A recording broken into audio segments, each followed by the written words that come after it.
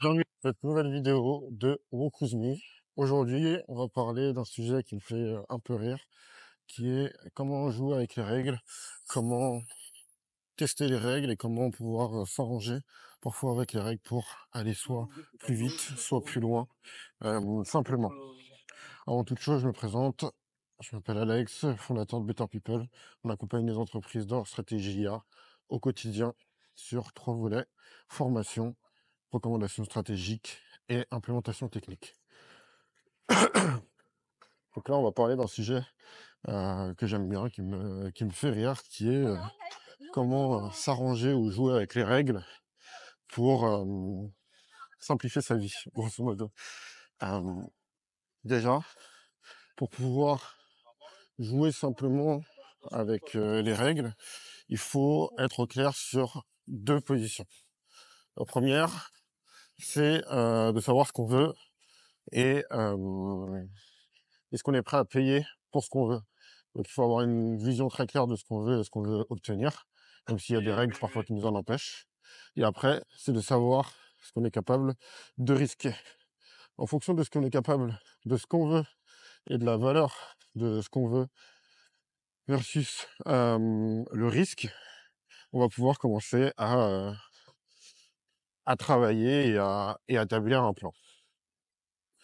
Dans, une fois qu'on sait ce qu'on veut et ce qu'on est prêt à risquer, va falloir comprendre et connaître et comprendre, plus dans ce sens-là, les règles.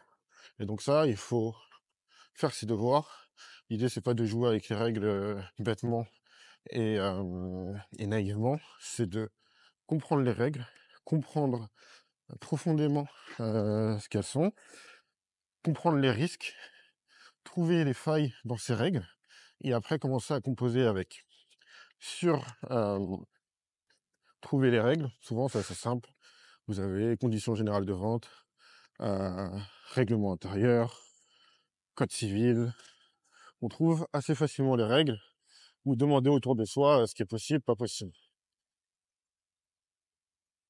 Quand on veut essayer de porter tout ça à son avantage, il y a un élément de base, c'est que si c'est pas interdit, c'est autorisé. Et que il y a pas mal de règles qui sont tacites, qui sont pas forcément dites, mais qui peuvent être excusées parce qu'elles sont pas les personnes qui ont fait les règles n'ont pas pris le temps de les expliciter. À partir de ce moment-là, ça veut dire qu'on va pouvoir aussi jouer dessus. Il vaut mieux s'excuser que de demander la permission, parce que quand vous vous excusez, vous auriez ce que vous voulez et après vous vous excuserez. Euh, Souvent sans grande conviction, la plupart du temps, hein, les gens s'excusent sans grande conviction. Et mais si vous demandez la permission et que vous dites non, eh ben vous avez réécrit une règle avec laquelle vous ne pourrez pas dire que vous n'étiez pas au courant. Alors que vous pouvez toujours feindre le fait de ne pas avoir été au courant quand vous faites quelque chose. Ou ne vraiment pas être au courant, ça peut être aussi un axe.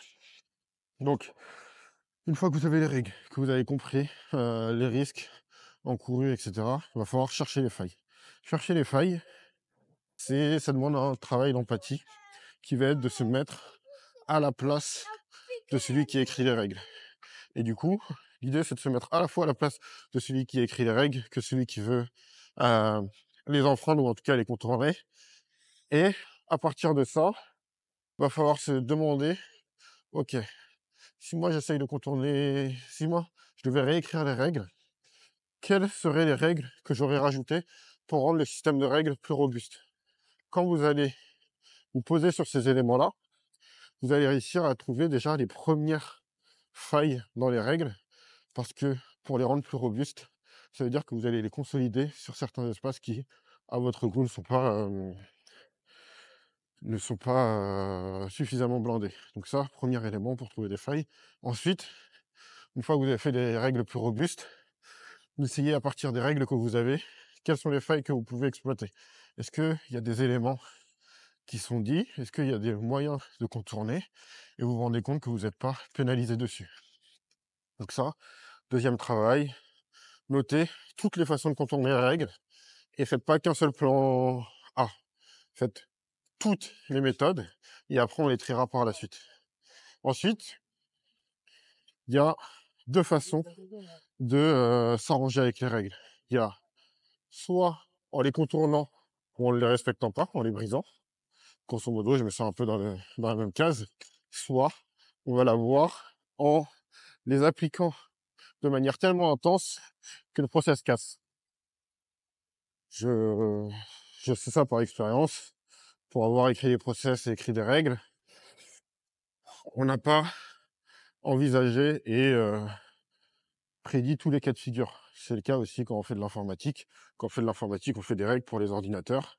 Et on va avoir des hackers dont le métier, de manière légale ou illégale d'ailleurs, est de détourner ces règles ou de les briser ou de les exploiter sur ce qu'on n'a pas bien spécifié. Donc, tous les cas d'usage ne seront jamais anticipés par la personne qui a créé les règles. Et du coup, on peut soit les briser franchement et rentrer potentiellement dans des zones qui sont tellement peu anticipées que on va pouvoir passer à travers les mailles du filet. Hein. Si vous êtes un poisson, vous pouvez soit franchir le filet, soit jamais rentrer dans le filet. Soit le truc que vous pouvez faire, c'est pousser le process à son maximum jusqu'à ce qu'il soit trop stressé parce que ils avaient pas prévu une telle charge sur le process et donc pouvoir recasser les règles. Ça, c'est par exemple le parallèle avec l'informatique, ça serait les attaques des DOS. Les attaques des DOS, c'est des appels souvent sur des points de connexion, donc login de Facebook par exemple, qui ont pour but de faire des calls, des appels, donc qui ont pour but de faire des robots qui ont essayé de se connecter de manière légitime, officiellement, mais dans une proportion tellement grande qu'au bout d'un moment, le serveur sature et ouvre des failles. Et donc, quand vous travaillez avec des règles, vous pouvez faire la même chose. Ok, par exemple, une histoire que j'aime bien autour de ça, c'est une dame qui allait à la banque et elle voulait retirer 3 euros à la banque. La banque lui dit excusez-moi madame, on ne peut pas retirer 3 euros, les retraits c'est à partir de 500 euros. Du coup la dame me fait ok, très bien, est-ce que je peux retirer 503 euros? La banque, elle dit oui, il n'y a pas de souci, 503 euros, c'est au-dessus de 500, et du coup vous pouvez retirer.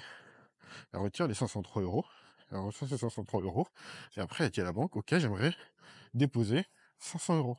Est-ce que c'est possible? Oui, c'est possible, madame, vous pouvez déposer vos 500 euros.